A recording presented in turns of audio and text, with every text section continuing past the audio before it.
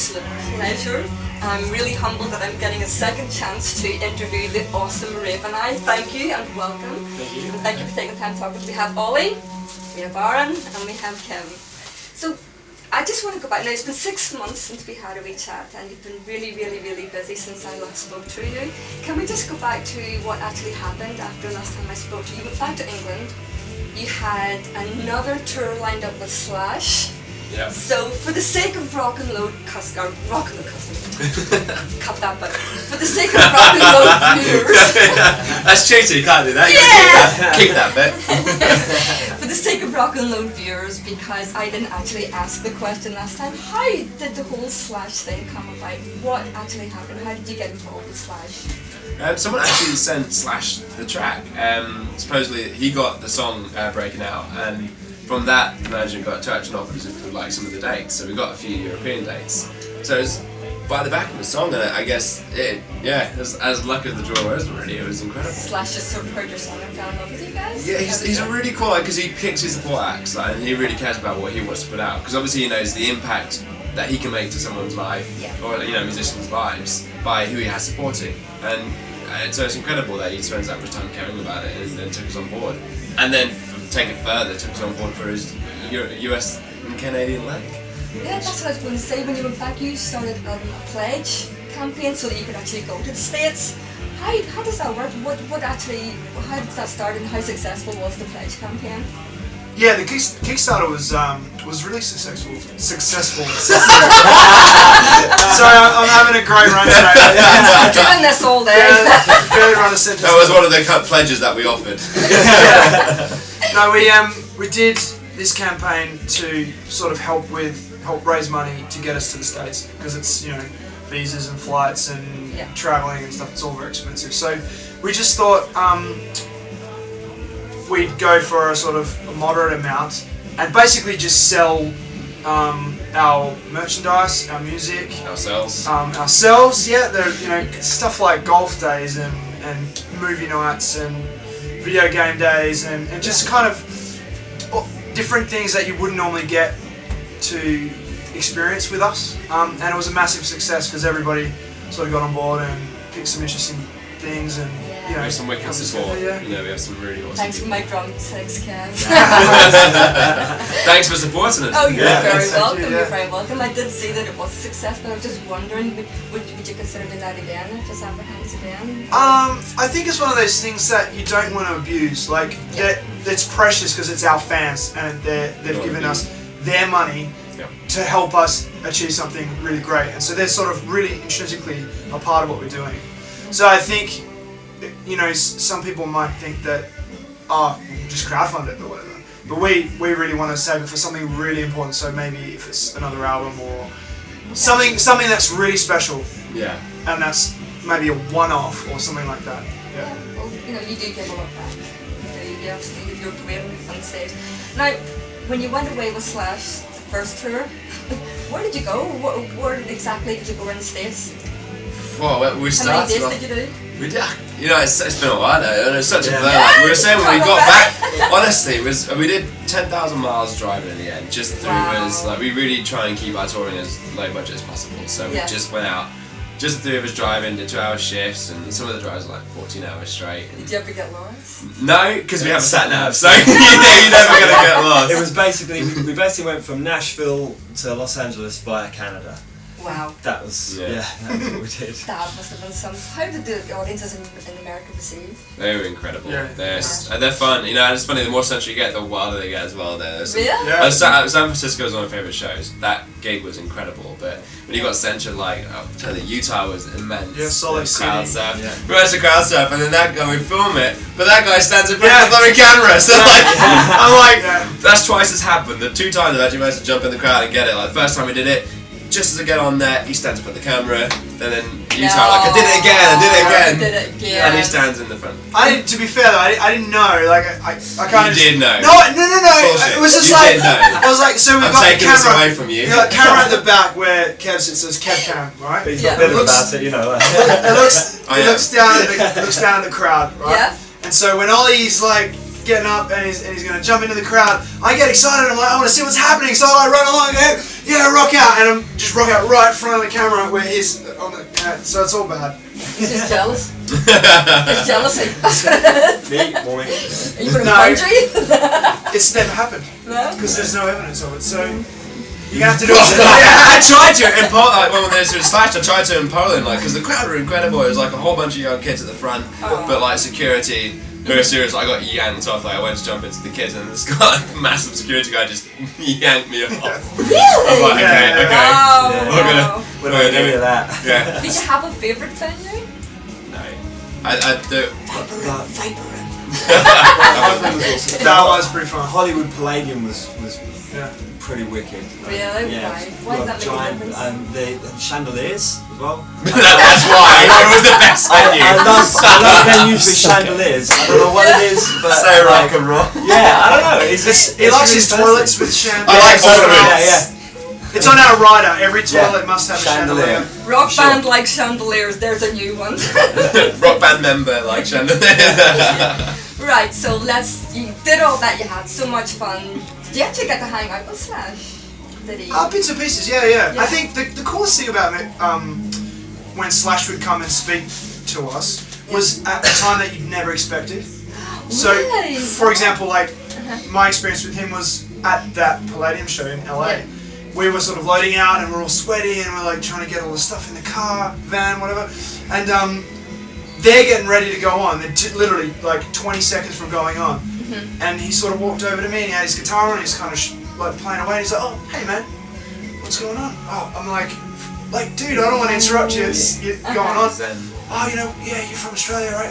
Perth and blah, blah, blah. Talking about the sun and the beach and He blah, was blah, blah. actually interested in Yeah, you. of course. He's a really Shrimp nice... the Barbies and- Shrimp on the Barbie. But he tasted the Barbie joke? Nah, he didn't.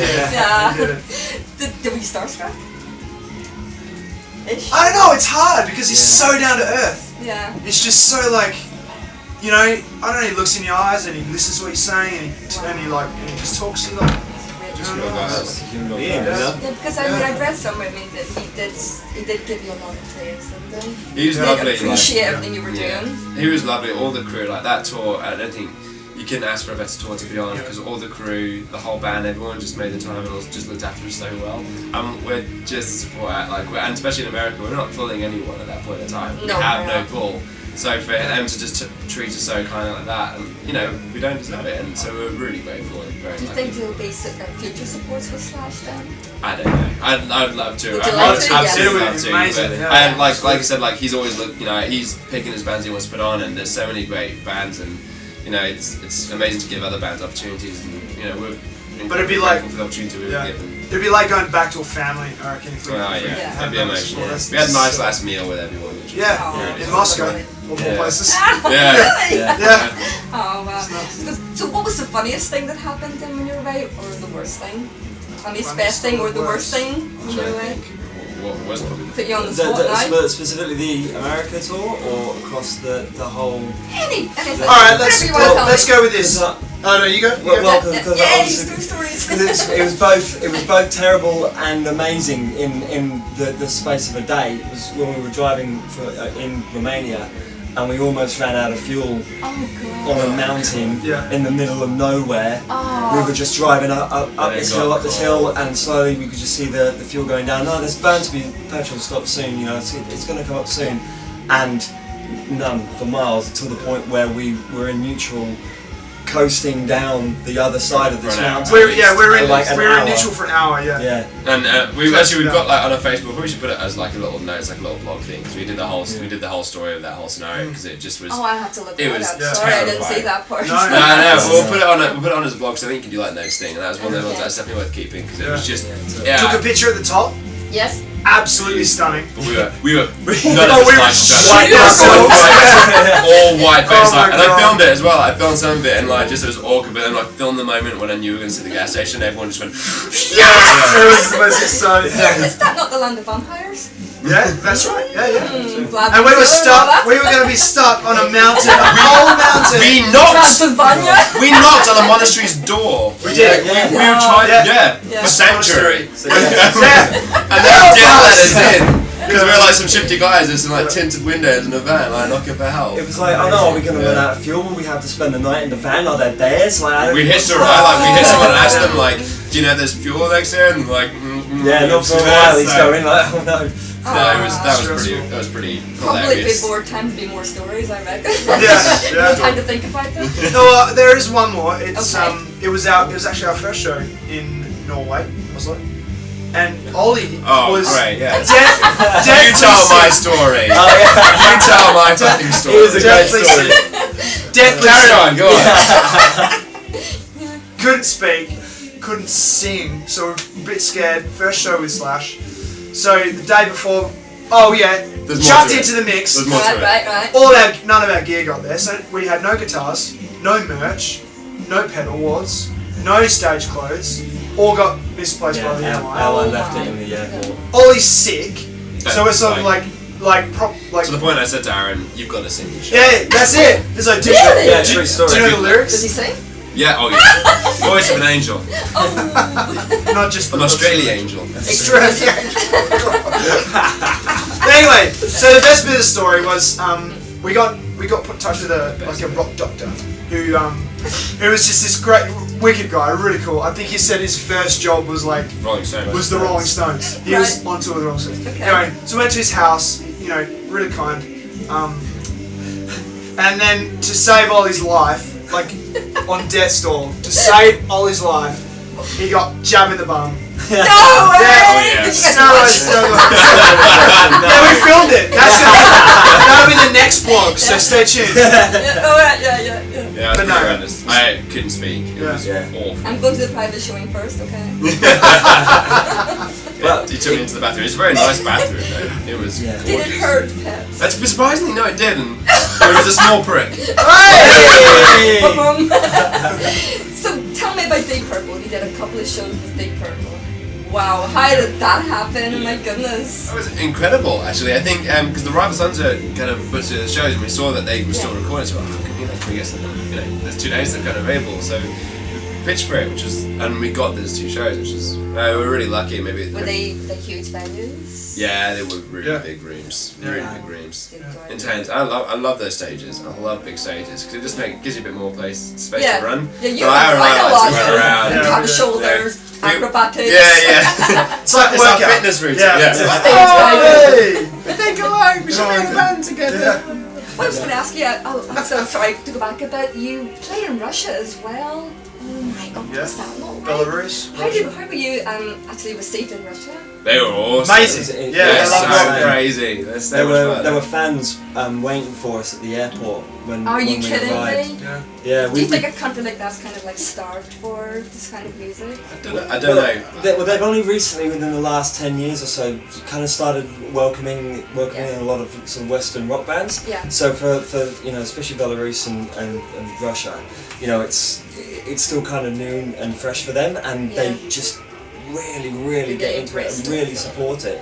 They're amazing. It's super intense. It's really cool. Did they know your songs? Were they able to like sing along or anything? Breaking Out seems to be one that kind of Yeah. now and then Yeah. uses it, which is so cool. Sure. Like, that's the coolest thing, I think. Yeah. As an artist, as a writer, when you see a song that you put your time and your life into it, and then you write, and then you see someone sing it back, there's nothing quite like that feeling. And you fly halfway around Because the there's world to a connection. country you've never been to Yes. before. And they know who you and are. they know the words. It's nice. Mutual connection, you write the song to hopefully, deliver some kind of emotion for someone, and they feel like they want to take. I love that. I absolutely love that. I think they were there for a party too. Like, Hey Yeah, we got them absolutely rocking. Like Really? Belarus, both Belarus and Russia were just screaming it. It was wicked. Really. Okay, speaking of the EP breaking out, it's just my next question, thank you. It's Segue. been really successful and it's brilliant, but where's the new stuff? When's the new stuff coming and what are we getting? Getting a full album for sure. No way! Yeah. Really? Not another EP? No, we keep on back and forth on it, but we've got so many songs. We're writing all the time. Yeah. We have so many songs, and we're still writing. They're still not. We can put out a record, but definitely it wants to be something. It's gotta be good. It's got to be 100%. It's gotta be good. Yeah. And so we're spending a lot of time working on crafting the songs, and we want to kind of make it something like a saga where I love the way albums like Songs to Death or like the Mars Voltas, Francis the Mute, it's there's something about the sound of them that's just, you've got to listen to the album, just the tracks, all the way through, because it's just, there's creates an atmosphere. When you put your headphones on the first time you listen to the album, you're listening to something that's more than just tracks 1 to 10, you're listening to, there's just a different emotion that it takes out of you, because you've got like the radio presenter, and you know, I love all that stuff, so, you know, in the live show now we start putting segues in between certain songs to create atmospheres, so really want to do something that's, when you hear the album, close your eyes, put the headphones on, and just listen to Saga, and we're slowly beginning to just massage this album together. So. And we are performing like probably half the set at the moment is new stuff. Really? So it's already in. It's already kind of getting out there and. Yeah, getting the feelers out, but we're keeping some of the other ones. So yeah. Like and Breaking Out, you wrote most of the music, did you, or all of the music for Breaking Out? Yeah. Have all of you then collaborated to make the songs for this album? Then? Yeah. Is it going to be any different then because you've got 2 new sounds, or are you very like-minded? It's going to be a jazz album. No, it's. Oh, you had to get the jazz. Yeah, of course it is. Of course it Do you is. miss your jazz? No, it's surprisingly actually it's similar. I think there's some heavier elements to it, but I think because we all like. We all kind of, when we rehearsed together, we all kind of created the sound. Like Breaking It had the sound of the EP, but I think as a band, we kind of focused that sound together between the 3 of us. And then when we wrote songs, we already knew what the band sounded like, so the songs led to that direction, and it's been a very natural, easy process to kind of put these songs together. It's a natural collaboration. Yeah. I can't wait. So you said a little bit, they said you're heavier. Did you say heavier? Yeah, I did say heavier. Yes. Yeah, definitely heavier. We got one. We're teaching on it. We're trying to figure out this one song at the end, which is a bit different. Singing in it? Or are you going to be anything heavier with the? Still singing, like it's still heavy stuff, but like still singing in there. When can we expect it? Definitely closer towards the end of the year. Like we'd love to ideally get it out at the end of the summer, but I think it depends on when we can kind of pin the recording down. And you're so busy. How do you get time to actually go to a studio and do anything? I see you sitting on your wee videos on Facebook. We're writing as we're travelling. Yeah, Then you sneak into a studio to do anything. We just crack the whip, which is fine, you know. Our days off are better spent writing or recording now, so. Okay, speaking of collaborations as well, I mean, would there ever, I don't know when, would there ever be a possibility that you would collaborate with another artist? Maybe bring another artist in? Yeah, I mean, we'd love to. Is there anyone you would like to actually have, say, on a future album? Well, yeah, this definitely is a formal invitation, Chris Cornell. You're welcome to. He's coming here actually. Shortly. Are you kidding me? Yes, he's coming here. No way. Next month or so, isn't he? Yeah. For our Soundgarden, we will do a record together. I'll put in a good word for you. Please do. Send my love. Massive fan. No, I don't know. I don't know. I guess if the right person, there's a song. I think another thing with the collaboration thing is maybe like getting a producer. So someone like, you know, like maybe Josh Hom springs to mind. Maybe again another invitation out there. Names here, dropping names. I think it'd be cool to kind of get someone like that. Higher up in the game. Take us on. What do you think that they would bring to it? Though? Do you think they would change things for you? I don't know necessarily want them to change things. Like I do love. I believe in the sound of the band. Like, I think we're confident about that. But I think there's a direction just to focus or just to open up your perspectives. Like I'm not saying this is our sound, we have to keep to it, but just to kind of open up our minds to just different possibilities and just different ways we can use our sound in a different context of a song. Which I think. We still want to stay true to ourselves and what we've been delivering in past kind of year. So are you still able to? God, you're so busy. Like I keep saying, are you still able to keep up with side projects? I mean, what about the other blues band? Stuff? Yeah, Is it still happening? It does. Yeah. Actually, the two musicians I have in the blues band are also amazing players as well. Yeah. I'll take that. No, I'm joking. They're stuff. No. So I do that every now and then, like, because I love playing. Like, I think people got confused that he's doing a rock band, so like that's for the blues thing. And it's like it's really, I don't know how many times I need to say no. It's just that I also have another project to do as well. Yes. Like, you don't, it's not like a job where you quit it and then you start something else. It's just I have time in between where I can do both, and why not? I've got time. Exactly. Your name is all over the place. I mean, you in your jazz. Are you actually in another band that's doing anything with the jazz? No. No. Are you looking at being in another band? I usually. I'm never going to hear it all. I usually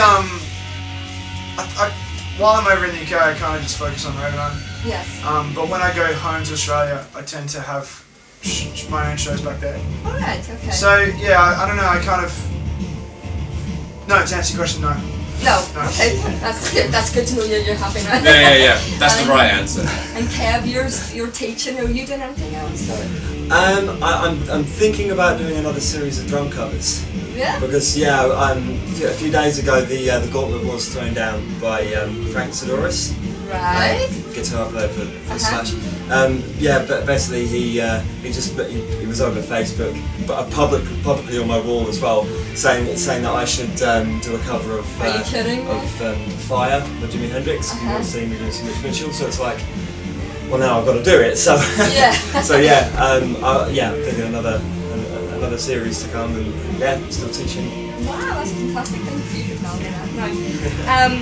Now, you guys have been really successful, and I know you've had lots of different influences to create RavenEye, to create who you are. And I don't want to dwell on the fact too much, but we've had a lot of people leave us, pass away. You know, we've had Lemmy, David Bowie, Scott Wayland, and that's really named a few in the last few months. Yeah. Has any of these guys that have left been an influence on you guys and where you taste your music? Recently, David Bowie, yeah. We got obsessed when Black Stars came out, the video and everything. I remember we were sitting in it. Was I remember, and I've forgotten where it was. It was backstage in Belarus. So we just watched the video, and the next day we just spent. I think we filmed it as well.